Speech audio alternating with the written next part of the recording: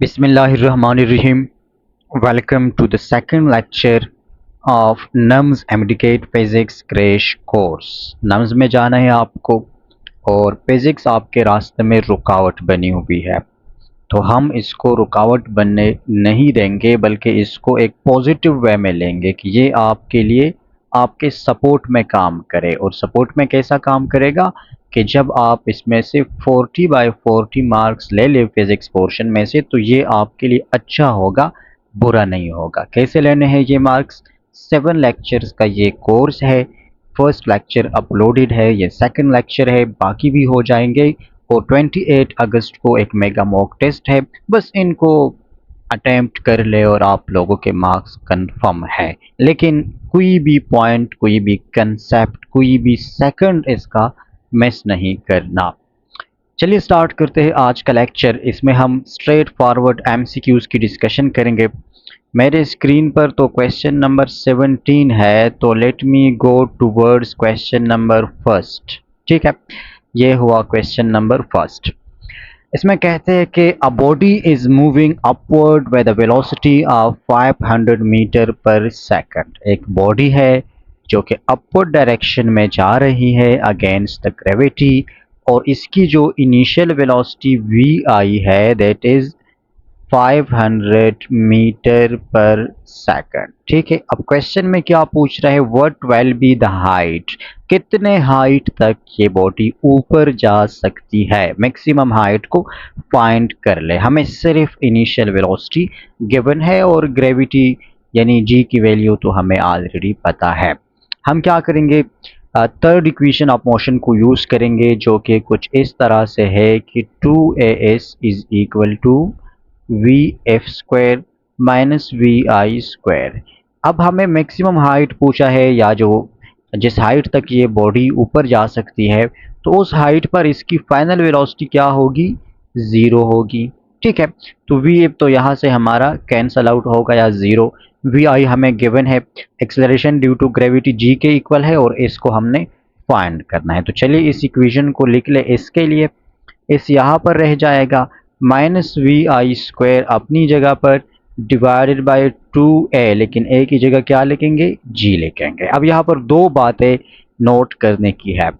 पहली बात यह है कि ये जो g है फॉर अपवर्ड या डाउनवर्ड, g की डायरेक्शन हमेशा डाउनवर्ड होती है और बॉडी अपवर्ड जा रही है, तो दोनों अपोजिट डायरेक्शंस है, तो g की वैल्यू माइनस जी होगी। क्या होगी? ये माइनस जी होगी, और ये माइनस ऊपर वाले माइनस के साथ कैंसल आउट हो जाएगा, तो ओवरऑल ये v i square divided by 2g हो जाएगा। ठीक है, क्या हो जाएगा? V i square divided by 2g।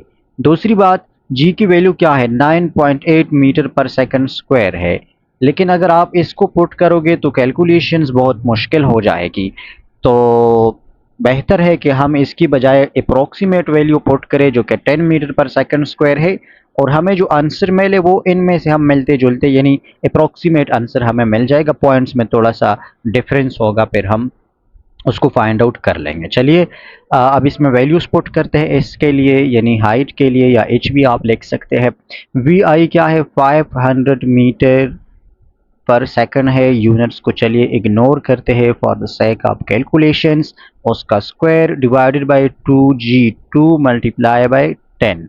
ठीक है, अब 500 का स्क्वायर क्या होगा? 25 का स्क्वायर क्या होता है? 25 होता है, और 2 जीरोज है तो उनका स्क्वायर लेंगे हम, ये 4 जीरोज हो जाएंगे। ये आसान तरीका है स्क्वायर लेने का। ठीक है, divided by 10 multiply by 2 is equal to what? 20 हो गया। एक जीरो जीरो के साथ कैंसिल, ये रह गया 25,000। तो 25,000 का हाफ क्या होगा? 12,500। ठीक है, अब हमने क्या करना है? इसको कन्वर्ट करना है किलोमीटर्स में। ये हमारा आंसर आ गया मीटर में, लेकिन हमने इसको कन्वर्ट करना है किलोमीटर्स में। तो कैसे कन्वर्ट करेंगे? डिवाइडेड बाय 1000 करेंगे, डिवाइडेड बाय 1000, क्योंकि एक किलोमीटर में 1000 मीटर होते हैं। तो ये अगर आप 1000 पे डिवाइड करते हैं, यहाँ पर एक आ जाएगा पॉइंट। ठीक है, ये 5 के बिटवीन क्या आ जाएगा? पॉइंट आ, तो 12.5 किलोमीटर हो जाएगा। लेकिन हमारा करीब आंसर देखेंगे 12.5 के, जो कि ऑप्शन ए है, 12.7 किलोमीटर। इतना ये ऊपर जा सकता है। ठीक है, ये बहुत ज़्यादा डिस्टेंस है जनाब। मेरे ख्याल में एरोप्लेन भी इससे नीचे जाती है, उनकी जो मैक्सिमम हाइट होती है, आप देख लीजिए। नेक्स्ट क्वेश्चन है, which pair includes a scalar quantity and a vector quantity. कौन सा पेयर में एक स्केलर क्वांटिटी है और एक वेक्टर क्वांटिटी है? ऑप्शन ए काइनेटिक एनर्जी स्केलर है और मोमेंटम वेक्टर है, तो यही हमारा करेक्ट आंसर। बी को भी देखते हैं, potential energy scalar, work scalar, ये दोनों स्केलर है। ऑप्शन सी में वेलोसिटी और एक्सेलरेशन दोनों वेक्टर क्वांटिटीज है। डी वेट और फोर्स, ये भी दोनों वेक्टर क्वांटिटीज है। नेक्स्ट क्वेश्चन को देखते हैं, which of the following electromagnetic phenomenon is not enough to explain the wave nature of particles. वो कौन सी फेनोमेनन है इलेक्ट्रोमैग्नेटिक वेव्स के लिए जो कि वेव नेचर ऑफ पार्टिकल को एक्सप्लेन नहीं करती?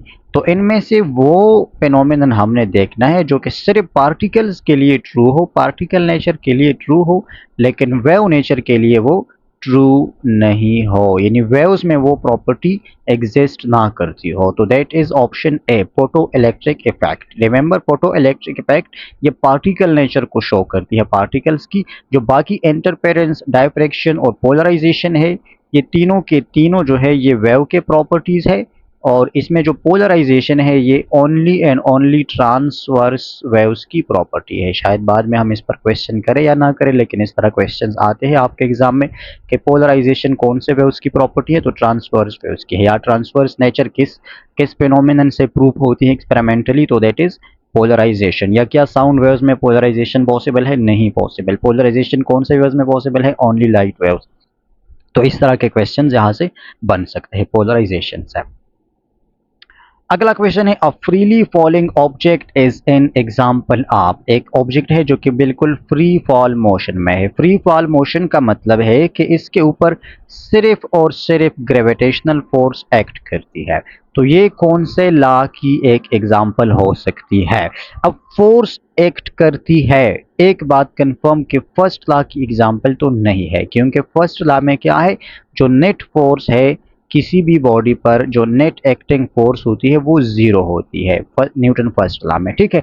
और इस जीरो की वजह से या वो अपने रेस्ट के स्टेट को मेंटेन रखेगी या वो अपने मोशन के स्टेट को मेंटेन रखेगी, तो ये तो नहीं हो सकती। सेकंड लॉ में क्या है, force acting on a body is equal to mass time acceleration. जब भी फोर्स एक्ट करती है तो उस मास के अंदर एक्सेलरेशन प्रोड्यूस होती है। तो फ्री फॉलिंग ऑब्जेक्ट क्या है, उसमें भी एक कांस्टेंट एक्सेलरेशन प्रोड्यूस होती है, जी, ठीक है। तो ये हमारा करेक्ट आंसर है न्यूटन सेकंड लॉ।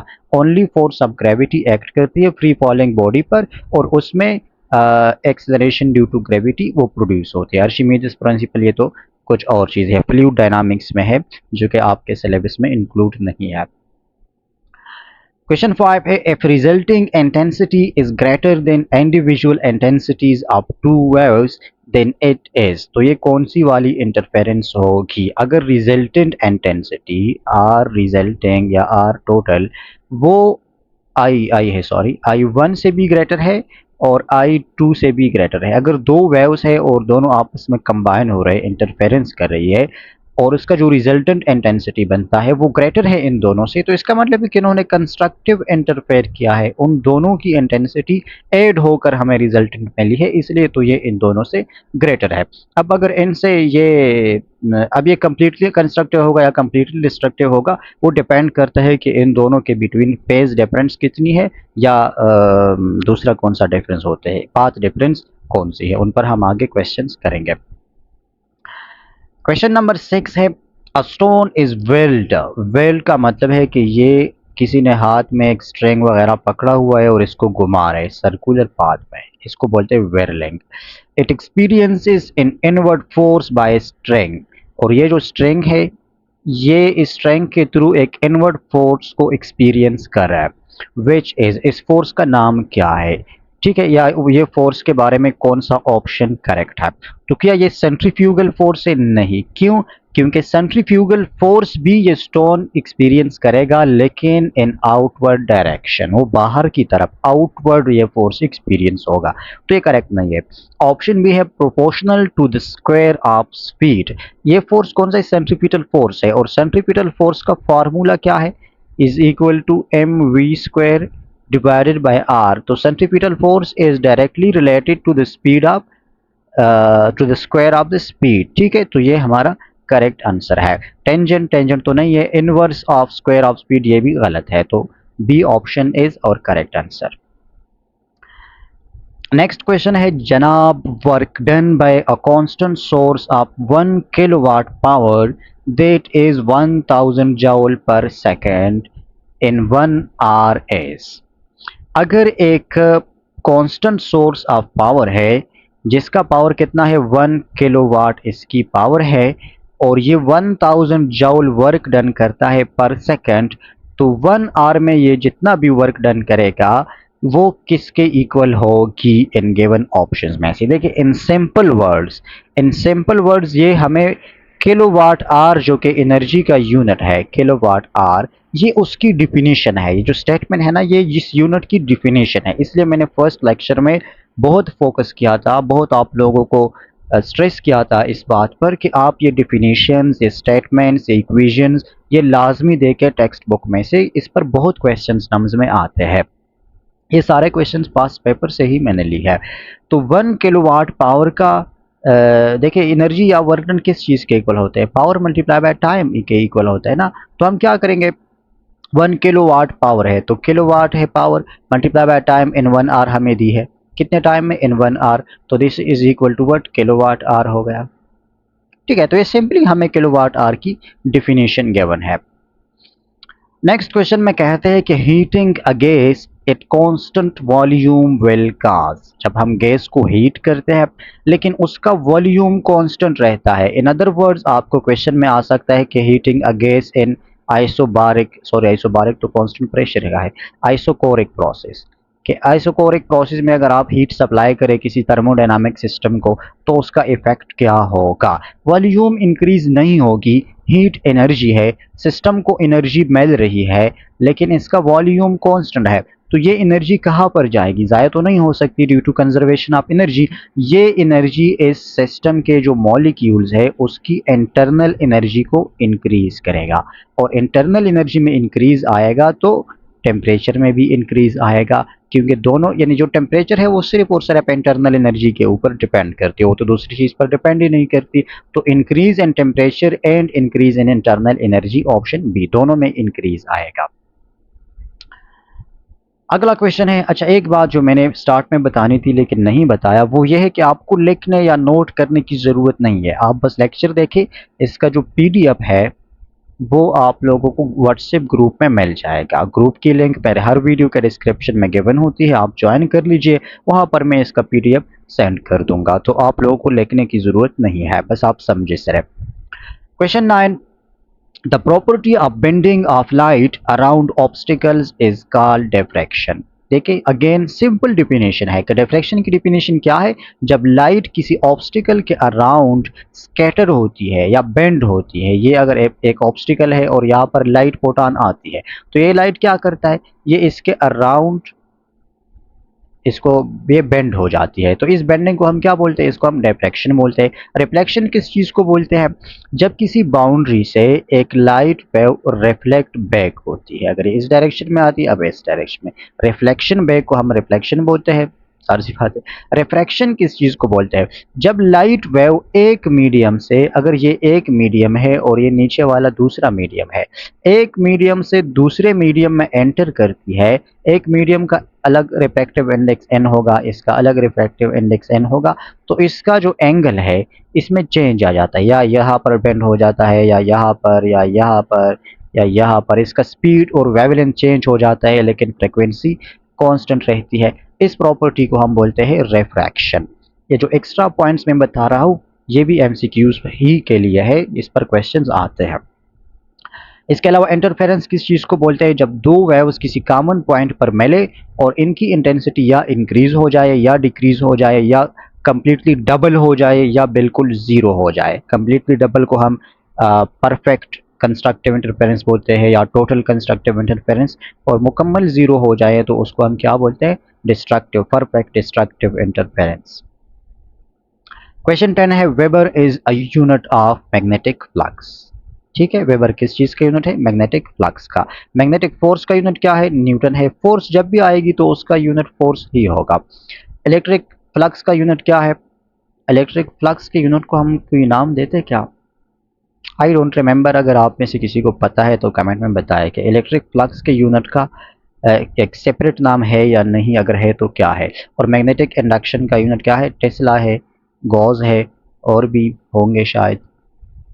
अगला क्वेश्चन है question 11, which statement describes the electrical potential difference between 2 points in a wire carrying a current? एक वायर है जो कि करंट को कैरी करती है, तो इनके 2 पॉइंट्स के बिटवीन जो पोटेंशियल डिफरेंस है वो इनमें से कौन से स्टेटमेंट से डिस्क्राइब होती है? ऑप्शन ए है the force required to move a unit positive charge between the points. उसको तो हम देखिए, ये क्वेश्चन सिंपल इस फॉर्मूला से है, ऑप्शन पे कंफ्यूज ना हो। P is equal to I V का फार्मूला हमें पता है कि power is equal to the product of potential difference in the current in a wire. अब हमसे किस चीज़ के बारे में पूछा है? Potential difference. तो इसको पोटेंशियल डिफरेंस के लिए सॉल्व करें, यानी V के लिए सॉल्व करें, तो V is equal to power divided by current. अब डिवीजन को हम मैथ्स में रेशो का टर्म भी डिवीजन के लिए यूज करते हैं, तो इसको हम कह सकते हैं कि it is the ratio of power dissipated to the current flow. ठीक है, तो ये पोटेंशियल डिफरेंस का एक दूसरा डिफिनेशन है जब करंट कैरिंग वायर की बात हम करते हैं, कि जो पावर डिसिपेट होती है डिवाइडेड बाय करंट, या the ratio of power dissipation to the current. तो ये ऑप्शन है जनाब एनर्जी। ऑप्शन बी में क्या है? एनर्जी डिसिपेशन, एनर्जी नहीं power dissipation. Option C the ratio of power dissipated between the 2 points to the current. Power dissipation का ratio to the current, C हमारा करेक्ट आंसर है। Question number next. A system absorbs 80 joule through heating while doing 100 joule of experimental work. What is the change in the internal energy of the system? 80 जॉल energy को absorb करती है, यानी 80 जॉल heat इसको मिलता है तो क्या मतलब कि इसकी इंटरनल एनर्जी इंक्रीज होगी या डिक्रीज? इंक्रीज होगी, तो इस 80 जॉल को हम पॉजिटिव 80 जॉल लेंगे या प्लस 80 जॉल लेंगे, और ये वर्क डन करता है। सिस्टम 100 जॉल का वर्क डन सिस्टम करता है, तो जब सिस्टम वर्क डन करेगा इसमें क्या होगा? इस सिस्टम का एनर्जी यूज होगा। ज़ाहिर सी बात है, वर्क डन कोई भी बॉडी करते हैं तो इसका एनर्जी यूटिलाइज होता है, और जब इसका एनर्जी यूज होगा तो इसकी अपनी इंटरनल एनर्जी डिक्रीज होगी। और डिक्रीज के लिए हम कौन सा साइन लेंगे? माइनस का साइन लेंगे। तो इस 100 के साथ हम क्या लेंगे? -100 जॉल। देखिए, ये वर्क डन हम कौन से केस में प्लस लेंगे, कौन से केस में माइनस लेंगे, इसका किस्सा इसी एक पॉइंट को समझने से तमाम करे कि अगर सिस्टम की इंटरनल एनर्जी उस वर्क डन की वजह से डिक्रीज होती है तो आप माइनस ले लें, अगर वो इंक्रीज होती है तो आप पॉजिटिव ले लें। For example, work done system कर रहा है तो सिस्टम की एनर्जी डिक्रीज होगी, हम माइनस लेंगे। वर्क डन सिस्टम पर हो रहा है तो सिस्टम पर वर्क डन होगा तो उसकी वजह से सिस्टम को इंटरनल एनर्जी प्रोवाइड होगी, तो उसकी अपनी एनर्जी वो इंक्रीज होगी तो हम पॉजिटिव लेंगे। ठीक है, तो ये इस पॉइंट को समझने से आपका ये कन्फ्यूजन ख़त्म हो जाएगा। अब इन दोनों से +80 और -100 से क्या मिलता है? -20 जॉल इसके इंटरनल एनर्जी में ओवरऑल चेंज आएगा, -20 जॉल, या 20 जॉल डिक्रीज होगी। 13 है a region around a charge body in which another charge experiences an electric force is called electric field. ठीक है, इलेक्ट्रिक फील्ड की डिफिनेशन है। 14 है a simple pendulum suspended from the ceiling of a train has a period t when the train is at rest. When the train is accelerated with a uniform acceleration, the time period of the simple pendulum will decrease, increase, remain unchanged or become infinite. ये तो नहीं हो सकता। देखिए, simple pendulum की time period क्या होती है? का टाइम पीरियड या की है जो भी है, is equal to 2 pi under the root L by G के इक्वल होती है। दो चीज़ों पर डिपेंड करती है, लेंथ ऑफ पेंडुलम और जी की वैल्यू पर डिपेंड करती है। ये इफेक्टिव एक्सेलरेशन है। जी क्या है? इफेक्टिव एक्सेलरेशन है। अगर सिंपल पेंडुलम किसी रेस्ट की हालत में है तो ये तो जी होगी, लेकिन यहाँ पर ट्रेन के अंदर सस्पेंडेड है और ट्रेन पहले रेस्ट में था तो इसका टाइम पीरियड टी था, लेकिन अब ट्रेन क्या करे, अब ट्रेन एक्सेलरेट हो रहा है, एक्सेलरेशन ए के साथ ट्रेन ने मोशन स्टार्ट की है। तो ये जो इफेक्टिव एक्सेलरेशन होगा अब ये जी नहीं रहेगा बल्कि ये जी प्लस ए हो जाएगा, इसके साथ ये भी ऐड हो जाएगा। मेरे ख्याल में ये जी प्लस ए का स्क्वायर होता है, ट्रिग्नोमेट्री से हम इसको फाइंड करते हैं लेकिन उसकी ज़रूरत नहीं है। बस सिर्फ ये समझे कि इसके साथ एक और ए भी ऐड हो जाएगा और इसका ओवरऑल वैल्यू इंक्रीज हो जाएगा, इफेक्टिव जी की वैल्यू इंक्रीज हो जाएगी। तो time period is inversely related है, ये इंक्रीज होगा तो टाइम पीरियड डिक्रीज हो जाएगा एंड वाइस वर्सा, यहाँ पर डिक्रीज करेक्ट है। Question number 15. Ultraviolet light is more likely to cause a photoelectric effect than a visible light. This is because photons of ultraviolet light, देखिए कहते हैं कि ultraviolet light उसकी ज़्यादा चांसेस है कि वो फोटो इलेक्ट्रिक इफेक्ट को काज करे as compared to visible light. ठीक है, इसका रीज़न क्या है? अब रीजंस को हम ऑप्शंस में से देखते हैं। पहला रीज़न इन्होंने दी है कि हैव अ लॉन्गर वेवलेंथ, कि अल्ट्रावायलेट की वेवलेंथ लॉन्गर है। तो क्या लॉन्गर है, आप क्या समझते हैं? नहीं है, अल्ट्रावायलेट की फ्रीक्वेंसी ग्रेटर है, इनकी एनर्जी ग्रेटर है और इनका वेवलेंथ जो है वो शॉर्टर है। ठीक है, शॉर्टर लैम्डा है, तो ये तो गलत हो गया। ऑप्शन बी है हायर फ्रीक्वेंसी, क्या विजिबल से अल्ट्रावायलेट की फ्रीक्वेंसी हायर होती है? ये भी बहुत इंपॉर्टेंट पॉइंट है कि आपको इलेक्ट्रोमैग्नेटिक स्पेक्ट्रम में दो डिफरेंट वेव्स के नाम्स दिए गए होंगे और कहते हैं कि इसमें से किसकी वेलोसिटी ज़्यादा है, किसकी वेलोसिटी कम है। तो रिमेंबर कि सारे इलेक्ट्रोमैग्नेटिक रेडिएशन, चाहे विजिबल है, चाहे अल्ट्रावायलेट है, चाहे इंफ्रारेड है, चाहे माइक्रोवेव्स है, एक्सरेज है, गामा रेज है, जो भी है, उन सारी की सारी जो स्पीड होती है, वेलोसिटी, वो सेम होती है और equal to speed of light होती है। तो ये भी गलत है।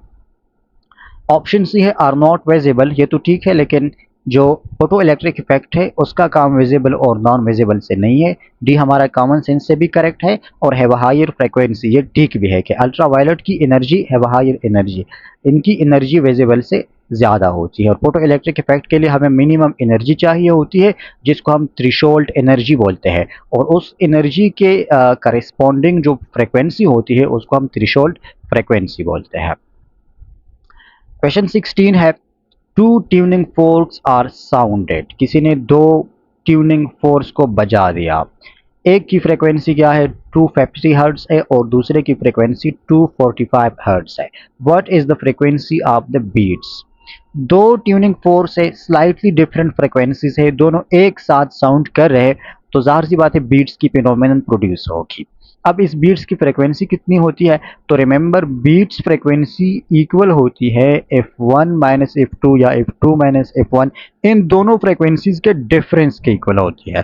तो 250 से 245 को माइनस करें यू विल गेट 5 हर्ट्ज। ये +5 भी हो सकती है या -5 भी हो सकती है।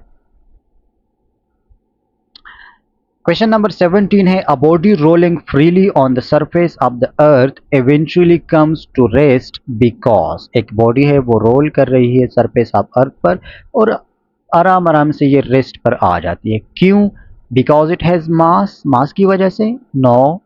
Option B because it suffers fraction, ये हमारा करेक्ट आंसर है, क्योंकि फ्रैक्शन की वजह से, फ्रैक्शन फोर्स होती है जो हर पॉइंट पर इसकी वेलोसिटी को या इसके एनर्जी को कंज्यूम करती है, डिक्रीज करती है, डिक्रीज डिक्रीज डिक्रीज यहाँ तक कि वो कंप्लीटली रेस्ट पर आ जाती है। It has inertia of rest, inertia of rest हम उस इनर्शिया को बोलते हैं जिसकी वजह से एक बॉडी है और वो रेस्ट में है और ये रेस्ट में ही रहना चाहती है।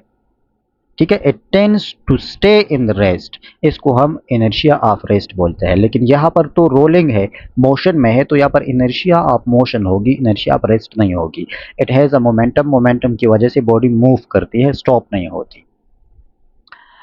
क्वेश्चन 18 है the kinetic energy of a projectile at the highest point is half of its kinetic energy, the angle of projection is 45 degree. ये याद रखें, ये एक फिक्स्ड क्वेश्चन है कि जब एंगल ऑफ प्रोजेक्शन 45 डिग्री होगी तो दो बातें होगी। पहली बात, range will be maximum, horizontal range. दूसरी बात, जो काइनेटिक एनर्जी है एट द हाईएस्ट पॉइंट वो इनिशियल काइनेटिक एनर्जी के जो इनिशियल काइनेटिक एनर्जी है उसके हाफ के इक्वल होगी। शायद आपको क्वेश्चन में आ जाए कि एक प्रोजेक्टाइल मोशन है जिसकी इनिशियल काइनेटिक एनर्जी वो 50 जॉल है और वो 45 डिग्री एंगल पर प्रोजेक्ट हुआ है, तो मैक्सिमम हाइट पर इसकी काइनेटिक एनर्जी क्या होगी। ऐसा ना हो कि आप कैलकुलेशंस करने लग जाए, कोई कैलकुलेशन की जरूरत नहीं है, बस ये हाफ आप इनिशियल होगी यानी ये 25 जॉल होगी मैक्सिमम हाइट पर। ये आपको शॉर्टकट से पता होनी चाहिए। दूसरी बात, आपको क्वेश्चन में शायद बताया जाए इनिशियल काइनेटिक एनर्जी गिवन ना हो, आपको मास गिवन हो और इनिशियल वेलोसिटी गिवन हो, तो आप क्या करें, सिंपली हाफ एम स्क्वायर को यूज करके इनिशियल काइनेटिक एनर्जी फाइंड करें और फिर उसका हाफ जो है मैक्सिमम हाइट पर होगा। लेकिन रिमेंबर कि इसके लिए शर्त यह है कि angle of projection should be यानी मस्ट बी 45 डिग्री। लास्ट दो क्वेश्चन है जो कि आप लोगों के लिए मैंने छोड़ दिए हैं, थोड़ा सा काम है, कल का काम तो ज़्यादा था। अगर कोई फर्स्ट टाइम ये लेक्चर देख रहा है तो इसके बाद फर्स्ट वाला लेक्चर भी ज़रूर देखें, वो बहुत ज़्यादा इंपॉर्टेंट है। ये दो पॉइंट्स आप लोगों ने खुद करने हैं और बहुत शार्ट है, इस पर ज़्यादा टाइम नहीं लगेगा। Revise formulas for equivalent resistance in series and parallel combination. Series और पैरेलल कॉम्बिनेशन में इक्विवेलेंट रेजिस्टेंस और इक्विवेलेंट कैपेसिटेंस, इन दोनों के फार्मूलाज को सिर्फ उनकी रिवीजन करें, एक पेज पर अपने साथ नोट करें और उनके जनरल फार्मूलाज को नोट करें। फॉर एग्जांपल सीरीज कॉम्बिनेशन में जो इक्विवेलेंट रेजिस्टेंस होती है वो R1 प्लस R2 के इक्वल होती है, ठीक है। तो इनकी ये जनरल फॉर्म हो गई, चार फार्मूलाज आपके पास आ जाएंगे। और एक इनके लिए करें कि अगर जो रेजिस्टर्स है वो इनफाइनाइट रेजिस्टर्स हो सीरीज में तो क्या फार्मूला होगा, और अगर इनफाइनाइट रेजिस्टर्स पैरेलल में होंगे तो क्या फार्मूला होगा। इसी तरह कैपेसिटर के लिए भी इनफाइनाइट के लिए करें और दो के लिए करें, अगर दो रजिस्टर्स हो और दोनों की वैल्यू सेम हो, R1 is equal to R2 हो और C1 is equal to C2 capacitor के लिए। तो ये थोड़ा सा काम है, ये खुद कर लीजिए, ये बहुत ज़्यादा हेल्पफुल होगी आपके लिए। फिर इंशाल्लाह मिलते हैं नेक्स्ट लेक्चर नंबर 3 में।